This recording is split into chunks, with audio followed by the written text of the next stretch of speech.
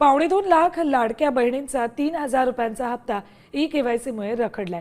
ज्या महिलांची पडताळणी प्रलंबित आहे त्यांना आता मार्च महिन्यात एकत्रित 3 हप्ते मिळण्याची शक्यता आहे।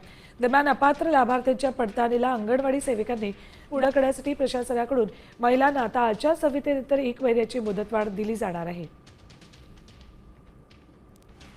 औचित्य साधून फेब्रुवारी आणि मार्च महिन्याचा जो एकत्रित हप्ता आहे 3,000 इतक्या सन्मान निधीचा, हा आज आपण महिलांच्या थेट खात्यामध्ये वितरित करत आहोत। साधारणपणे 2,52,00,000 इतक्या महिलांना आपण हा लाभ आज आम्ही DBTच्या माध्यमातून आम्ही वितरित करत आहोत आणि साधारणपणे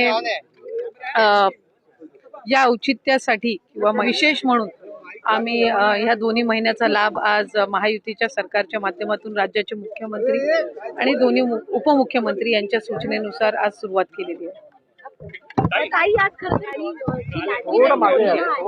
त्या योजनेवरती अनेक टीका देखील केली गेली, विधान परिषदेमध्ये देखील प्रश्न उपस्थित केले गेले, मात्र आता त्यांना हप्ते मिळत आहेत, तर मग नक्की काय भावना व्यक्त करा?